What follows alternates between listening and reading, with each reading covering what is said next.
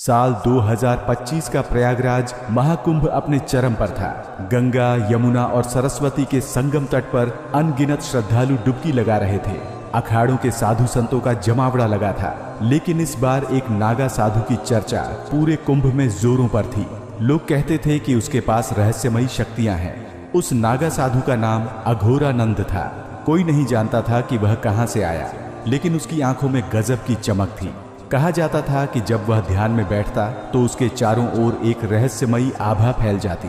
कई भक्तों का दावा था कि उसने असाधारण चमत्कार दिखाए। कोई बीमार उसके आशीर्वाद से ठीक हो गया तो किसी की खोई हुई चीज अचानक मिल गई। एक दिन जब महाकुंभ का शाही स्नान होने वाला था तो साधु संतों की भीड़ उमड़ पड़ी।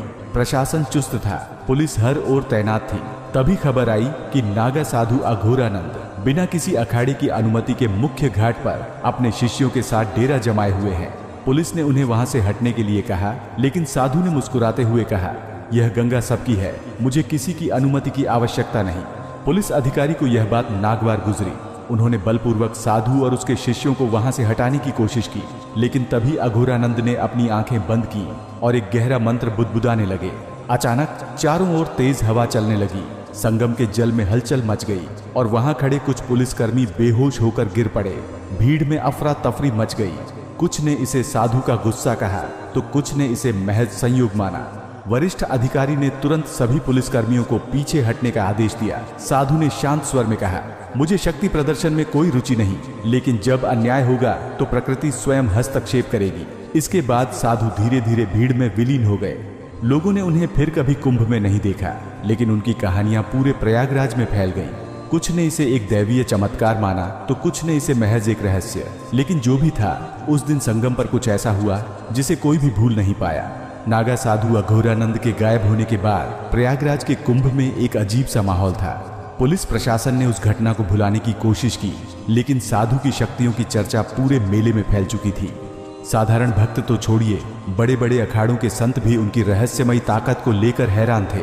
कुछ ने कहा कि वह सिद्ध पुरुष थे तो कुछ ने उन्हें तंत्र मंत्र का जानकार माना। लेकिन सबसे बड़ा सवाल यह था, वह कहां गए?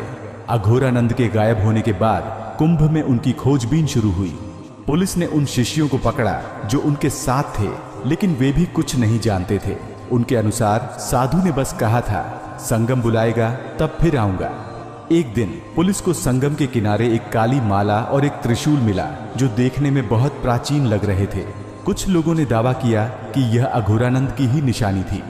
उसी रात पुलिस के एक अधिकारी को एक अजीब सपना आया। सपने में उसने देखा कि अघोरानंद एक गहरे जंगल में तपस्या कर रहे हैं। उनके चारों ओर धधकती अग्नि थी, लेकिन वह शांत बैठे थे। अचानक उन्होंने आंखें खोली और सीधे अधिकारी की ओर देखा। तलाश मत कर, जब समय आएगा तो स्वयं प्रकट हो जाऊंगा। अधिकारी नींद से हड़बड़ाकर उठा। उसने इसे एक संयोग समझा, लेकिन अगले दिन जब वह त्रिशूल और माला की जांच के लिए संगम किनारे गया तो वे दोनों गायब थे। इसके बाद कुंभ में अजीब घटनाएं होने लगी। कुछ लोगों ने दावा किया कि रात में संगम के पानी से एक दिव्य प्रकाश निकलता था। कई भक्तों ने महसूस किया कि जब वे साधु के बताए हुए मंत्र का जाप करते तो उनके भीतर एक अजीब शांति महसूस होती। एक दिन पुलिस के वही अधिकारी अचानक बीमार पड़ गए, लेकिन जब उन्हें गंगा के पानी से स्नान कराया गया तो वे तुरंत ठीक हो गए। अब यह साफ हो चुका था कि अघोरानंद सिर्फ एक साधु नहीं थे, वे एक रहस्य थे जिनका जवाब किसी के पास नहीं था। कुंभ समाप्त होने के कुछ दिनों बाद पुलिस अधिकारी अपने निवास में थे। एक रात उन्हें दरवाजे पर हल्की आहट सुनाई दी। जब उन्होंने दरवाजा खोला तो बाहर कोई नहीं था, बस एक साधारण कागज पड़ा था। उस पर केवल एक ही वाक्य लिखा था, संगम फिर बुलाएगा तब फिर मिलेंगे। पुलिस अधिकारी ने चारों ओर देखा, लेकिन वहां कोई नहीं था। वे समझ चुके थे कि यह साधारण घटना नहीं थी। प्रयागराज कुंभ खत्म हो गया था, लेकिन अघोरानंद की कहानी खत्म नहीं हुई थी। शायद अगले कुंभ में वह फिर से प्रकट होते, या शायद वे हमेशा यहीं थे, बस दुनिया की नजरों से छिपे हुए।